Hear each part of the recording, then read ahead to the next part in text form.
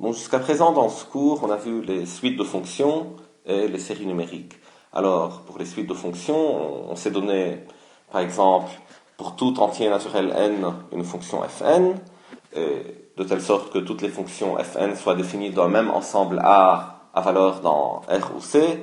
Et puis, on a parlé de limites de cette suite de fonctions. Donc, on a parlé de deux choses, de deux types de limites, limite simple et limite uniforme de suite de fonctions.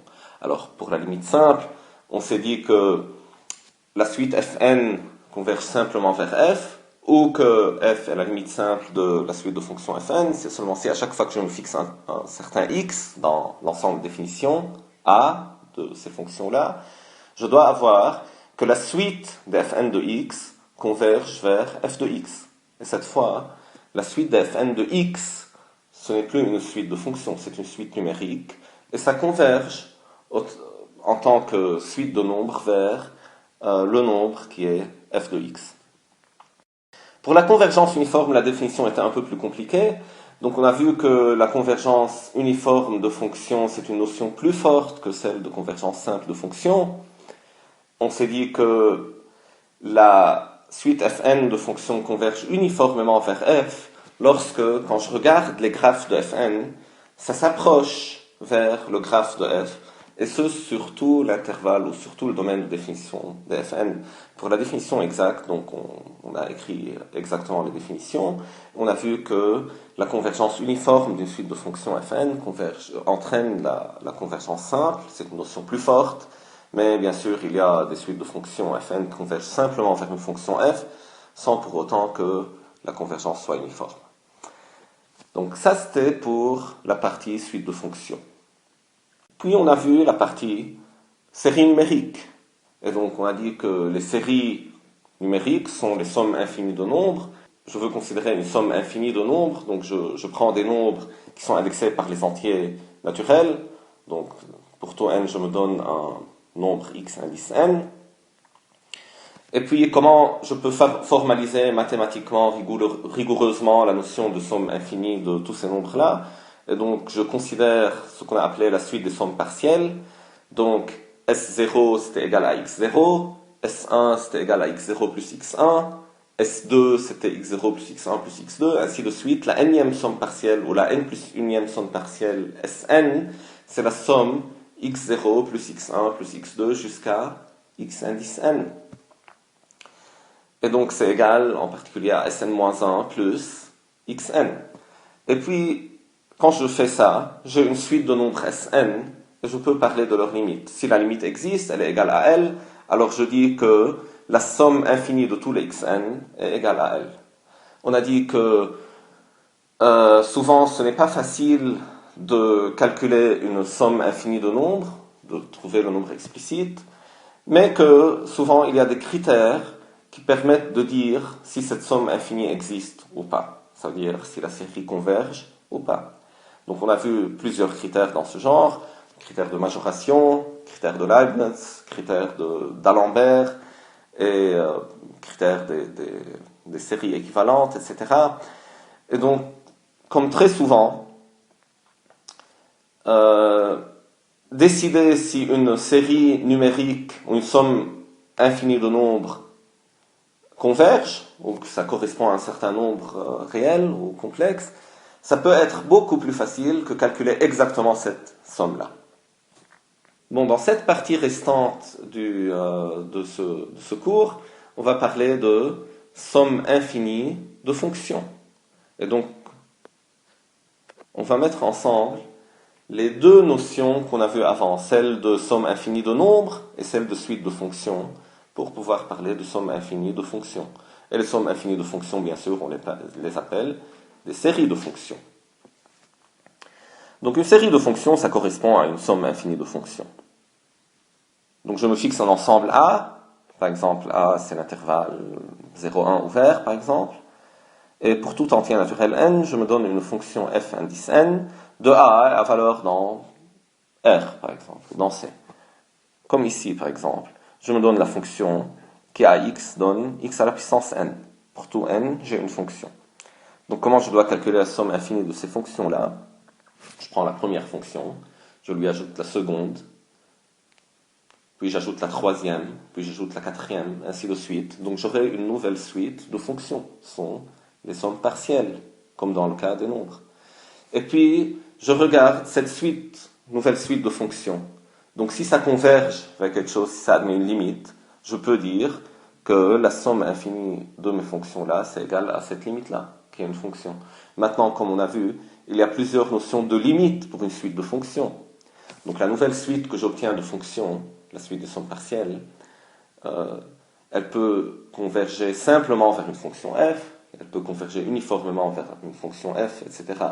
Et donc, je peux parler d'une série de fonctions qui convergent simplement ou uniformément vers une fonction. Donc, dans ce cas-là, je vais considérer la somme de tous les x à la puissance n. Et x à la puissance n ici, c'est une notation pour la fonction qui a un nombre, donne le nombre élevé à la puissance n. Donc chacun des x à la puissance n ici, ce n'est pas un nombre, c'est une fonction. X, c'est le nom de la variable. Bon, la première de ces fonctions, c'est celle qui correspond pour n égale 0. Donc c'est la fonction f0. Donc c'est la fonction qui a tout x donne 1. C'est une fonction constante. Puis je calcule la somme des deux premières fonctions. Donc c'est la fonction qui a x donne 1 plus x. Et la somme des trois premières fonctions, c'est la fonction qui a x donne 1 plus x2. Ainsi de suite. f3, c'est la fonction obtenue de f2 en ajoutant la fonction qui a x donne x3. Et f4, ainsi de suite. Donc ça ici c'est fn bien sûr. La fonction qui a x donne 1 plus x2 jusqu'à x à la puissance n. Et ça s'arrête là. Et là je peux me demander si cette suite de fonctions f indice n, ça converge simplement ou uniformément vers une certaine fonction. Si c'est le cas, je peux parler de somme de la série, et je connais alors la somme. Ce sera la limite, simple, uniforme, etc., de la suite des fonctions f indice n. Donc graphiquement, si je considère que ces fonctions-là sont définies sur l'intervalle, disons, 0, 1, donc ça sera le graphe de f1. Et ça sera le graphe de f2, 1 plus x2. Et ça, c'est le graphe de f3, f4, ainsi de suite. Donc, est-ce que ça converge simplement ou uniformément vers une fonction? Dans ce cas, la réponse est facile, parce que je peux trouver une formule explicite qui me donne une expression de f indice n.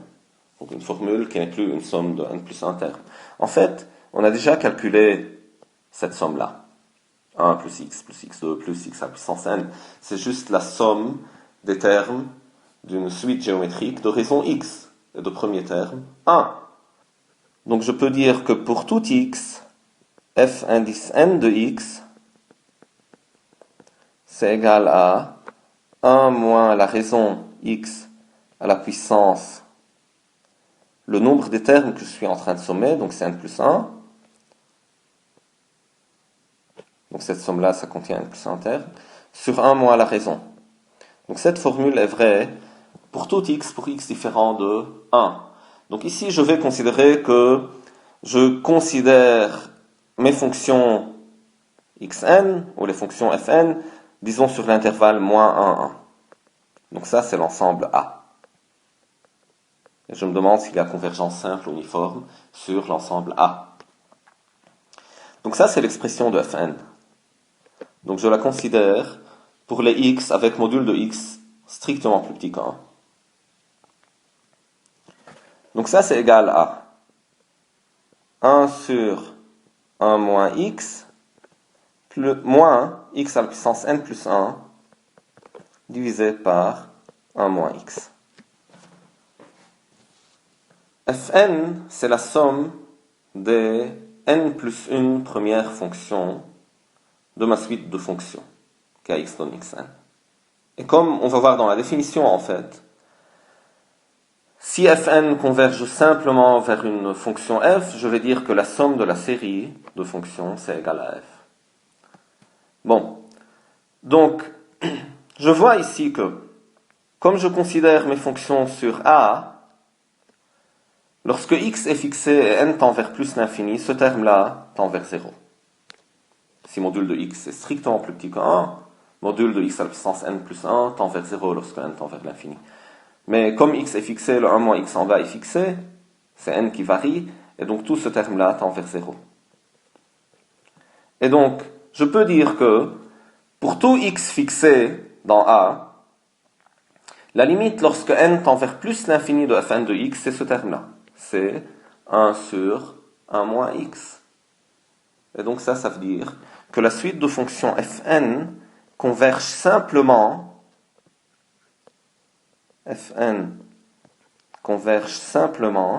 vers la fonction qui à x donne 1 sur 1 moins x, et ce sur a, sur l'intervalle moins 1, ouvert. Et cette même expression, en fait, montre que si je prends R tout entier ou un intervalle strictement plus grand que moins 1, ce terme-là n'aura pas de limite, et donc j'aurai pas de convergence simple vers aucune fonction.